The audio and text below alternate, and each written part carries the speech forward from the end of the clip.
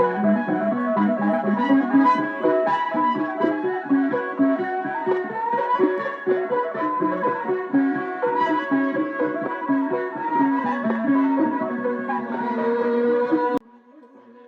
្តីបងប្អូនទាំងអស់គ្នាបាទគឺថ្ងៃនេះគឺយើងបានថតបន្តនៅប្លុកតពីយប់មិញបងប្អូនទាំងអស់គ្នាបាទហើយថ្ងៃនេះគឺយើងបានថតពេលដែលចិត្តភ្លឺបងប្អូនបាទដូចបងប្អូនមើលខាងដើមអញ្ចឹងបងប្អូនបាទសកម្មភាពឬភ្លេងការអញ្ចឹងណាបងប្អូនទាំងអស់គ្នាបាទឥឡូវអ៊ីគាត់ចាប់ផ្ដើមធ្វើរៀបចំនំដើម្បីរៀបចំចប់ពាក្យបងប្អូនទាំងអស់គ្នាបាទហើយប្លុកនេះគឺខ្ញុំបង្ហាញពីការកម្មវិធីរបស់បងប្អូនបាទហើយមានវិចដូចជាខ្ចប់ដូចជាហ្នឹងហៅខ្ចប់ក្រូចខ្ចប់អីអញ្ចឹងណាបងប្អូនទាំងអស់គ្នាបាទហើយនេះគឺសកម្មភាពយើងថតទុកជាអនុស្សាវរីយ៍ហើយក៏ជាប្លុកមួយដែលបង្ហាញពីសកម្មភាពដែលយើងបានទៅជាប់ពាក្យបងប្អូនដែរបងប្អូនទាំងអស់គ្នាបាទហើយនេះជាសកម្មភាពបាទអ៊ីបង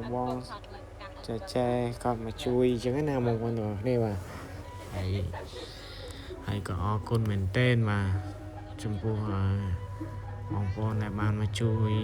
ជាប់ពាក្យបងប្អូនផងបាទហើយប្លុកហ្នឹងគឺមានអីទេបងប្អូនគឺសប្បាយអញ្ចឹងណាដោយសារយូរយើងមានកម្មវិធីម្ដងអញ្ចឹងគឺសប្បាយមែនទែនបាទហើយក៏យើងបានជួបជុំជាមួយនឹងអ៊ីបាទអ៊ីហើយនេះគឺសកម្មភាពកូនកន្លោះបាទកូនកន្លោះមកសួរអ៊ីហើយនឹងម៉ាក់បាទហើយម៉ាក់ហើយអ្នកបេះខាងប្រុសហ្នឹងអាខ្មៅហ្នឹងគឺខ្ញុំហើយបងប្អូនទាំងអស់គ្នាបាទហើយនេះគឺយើងថតបែបនេះទៅដើម្បីមើលសកម្មភាពយាយគាត់មកជួយមកអីចឹងណាហើយនេះក៏ខ្ញុំបាននិយាយលេងជាមួយអ៊ីមួយអីចឹងទៅហើយក៏និយាយលេងខ្លះអីខ្លះដើម្បីឲ្យកម្មវិធីយើងញ៉ាំងទៅសុបាយរីករាយចឹងទៅហើយថ្ងៃហ្នឹងគឺជាប់ពាក្យហ្នឹងគឺភ្លៀងបងប្អូនទាំងអស់គ្នាបាទប៉ុន្តែគាត់ខ្ញុំមិនបានថតបានអីទេហើយគាត់ថតសកម្មភាពអ៊ីគាត់និយាយលេងជាមួយ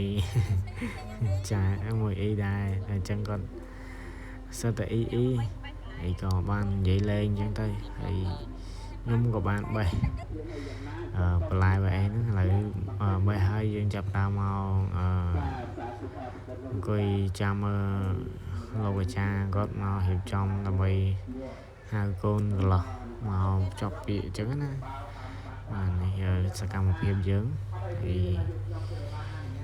វីដេអូហ្នឹងយ៉ាងវែងតិចហើយបងប្អូនបាទហើយនេះកូនកន្លោះបាទកូនកន្លោះចាប់ដើមចាំមកហើយ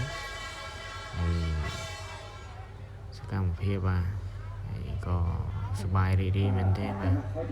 ហើយក៏ជូនពរបងប្អូនប្រុសដែរហើយឲ្យឆ្លាញ់គ្នាបានយូរអង្វែងបងប្អូនទាំងអស់គ្នាបាទអេដមីននេះគឺចាប់ហើយហើយនេះសកម្មភាពបាទសប្បាយមែនទេបងប្អូនទាំងអស់គ្នាបាទហើយនេះជួបជុំគ្នាអញ្ចឹងទៅហើយជាប់ពាក្យបងប្អូននេះប្រហែលជាវែងតិចបងប្អូនទាំងអស់គ្នាវីដេអូមានន័យទៅបងប្អូនជួយមើលសប្បាយទៅហើយអរគុណចំពោះបងប្អូនដែលបានចូលមើលនៅក្នុងវីដេអូនេះហើយបើបងប្អូនណាដែលចូលចិត្តវីដេអូបែបនេះជួយចុច like ដើម្បីខ្ញុំបង្កើតវីដេអូបែបប្លុក